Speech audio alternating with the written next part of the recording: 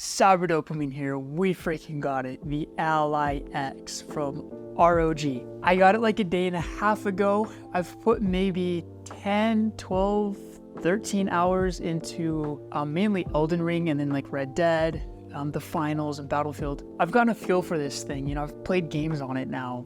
And I just want to say thank you, Asus, because so you guys understand, they flew me out to Taiwan to see this thing. I went to their headquarters. It was crazy. But I didn't have like a true deep hands-on experience, you know, because you're not in the comforts of your home playing what you want to play, right? Now I've gotten that down. And so here's some first impressions. When you unbox this device, it's no different than the current ROG Ally. It's pretty much the same thing, except in black. And then it's cool pulling out a black Ally. It kind of looks like the MSI Claw, but it's, you know, better.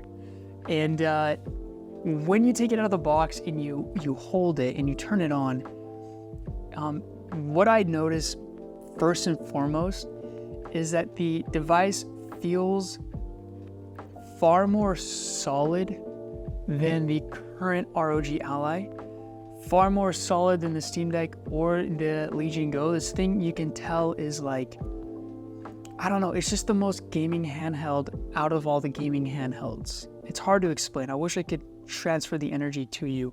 What you'll notice when you pull it out for the first time is it's heavier, not by too much, but by a little bit. And then it's thicker because of obviously the battery. And it just feels more solid. It's more of a tank. I can already have more confidence with this handheld in comparison to the other ones. So what are the most noticeable differences besides that? I would say that the corners, they curve a little bit easier. And so it's not like a sharp jab into the palm of your hands, which is a plus because after some hours, you'll feel that on the current one. There's a difference in like the joysticks. When you move them around, they're much more tight, which I love because the current gen is very loose and it's kind of hard to like, I mean, you get used to them over time, but it's a little difficult to line up those smooth, nice headshots. This, I'm gonna have a couple more kills in the game, right? I would argue. Another thing is the D-pad feels super good. It's a little bit more grippy and it's not like shiny like the last one. And another crazy thing is when you turn on the game to play, the fans are quieter and the fans cool the device a lot better. And that's actually a big deal, okay? Because, you know, I'm playing Elden Ring at turbo mode, and on the previous ROG Ally or even the Legion Go, it gets super hot.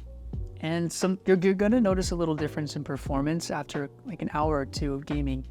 It stays relatively cool, and it stays relatively quiet, and it doesn't feel like you're harming the device when you play for a long time, which is like a subconscious thing I think we all have. We don't want to burn out our devices, right? That fear is no longer here.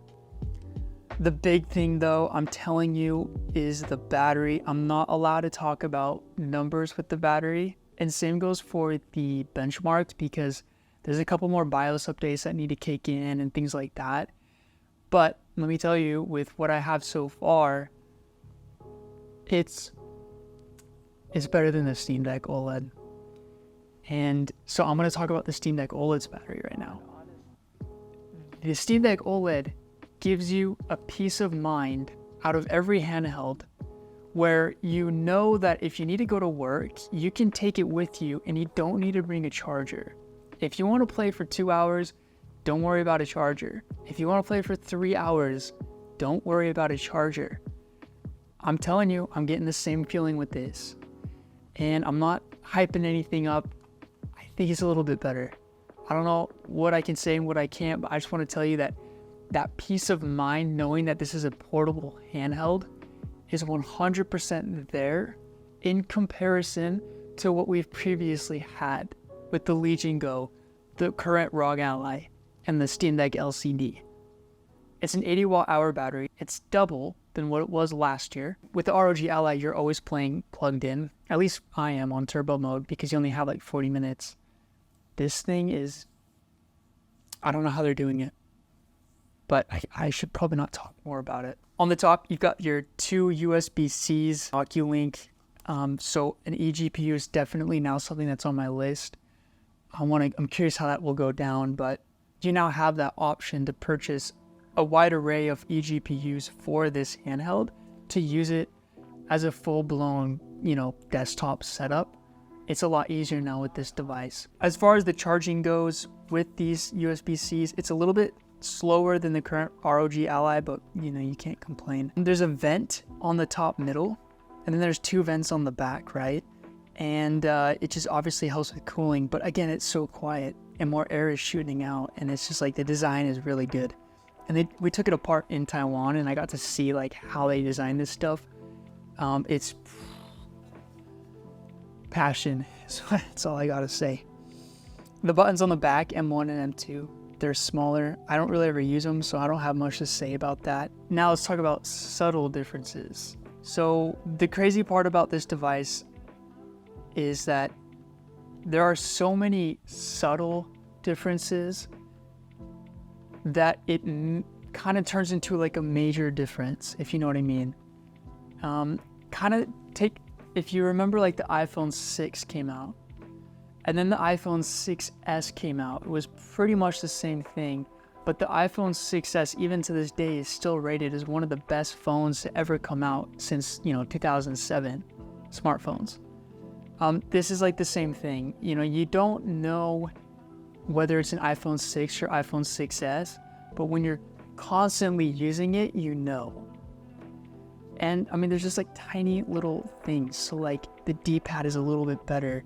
The bumpers click a little bit better. The joysticks are better. The sound is better. The weight to me feels better. I like heavier devices. The color is super nice. And then when it comes to gaming, the RAM is a big one. So now I have 8 gigabytes of VRAM. And I've seen a difference in performance. I don't know. I can't say what the difference is yet until a little bit down the road, but there's a difference in the games that I'm playing. To put it into perspective here, Elden Ring at 10 watts, silent mode, I'm getting around 30 FPS. So it's a little bit better. The big question I think a lot of you guys want to know is like, is this the same thing, as the previous one? Yeah, it's the same thing as the current ROG Ally, but it's not. It just feels like ROG Ally's older brother. They have resemblance, but there's minor differences. The older brother's a little bit taller. He's not as childish. He doesn't have ADD. You know what I mean?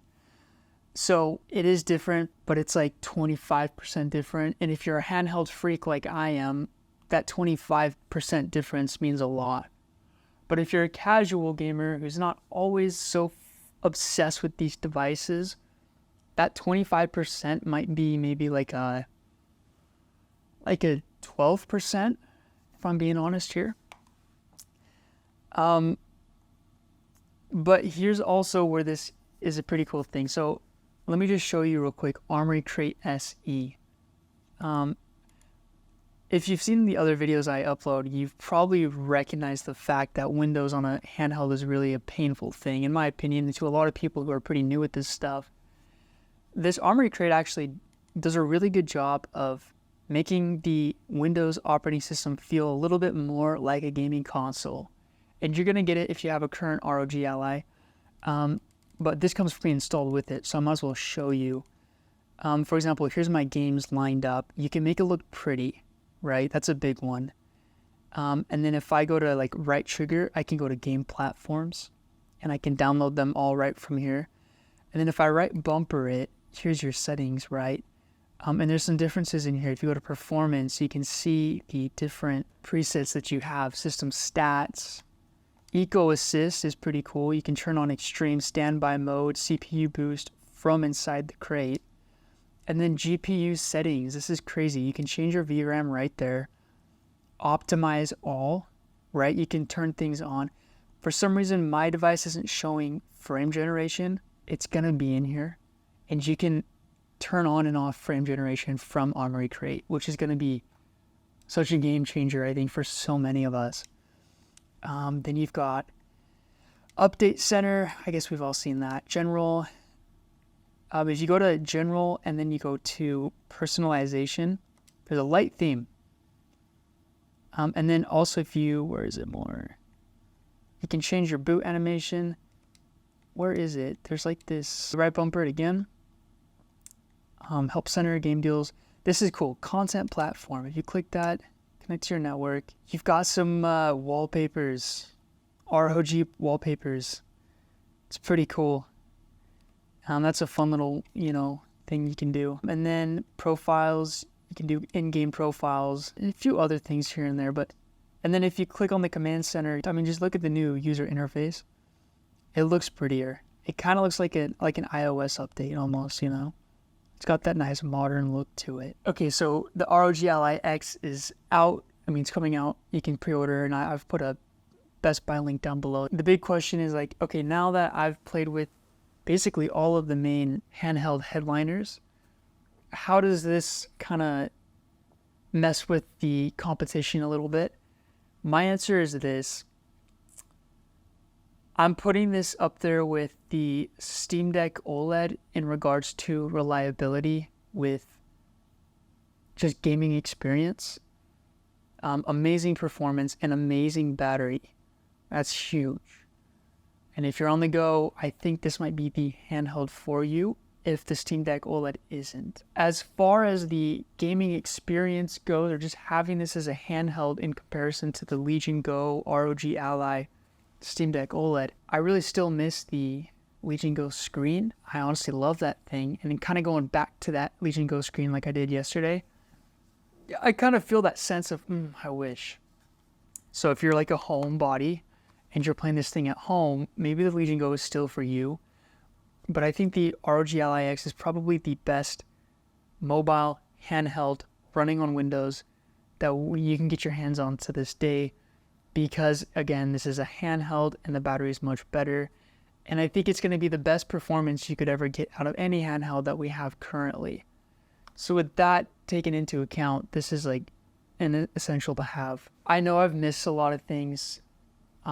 This is just off the top of my head impulse upload. I have to show it to you guys, and I know y'all want to see it. If there's anything that I didn't bring up, drop it in the comments. I'll do my best to reply. Listen, you guys don't have to subscribe if you don't want to. If you choose not to, tell me why you did not, because I'd like to understand what I'm working with out here. If you guys want to pre-order this handheld, the Best Buy link is down below. It's an affiliate. You don't lose anything. You're getting it for the normal price. Best Buy will send me like a little bonus if you buy it from that link. So you do you. It's not going to hurt you in any way. It's only going to benefit me. But that's up to you guys. Anyways, y'all, take care. Cyber Dopamine out.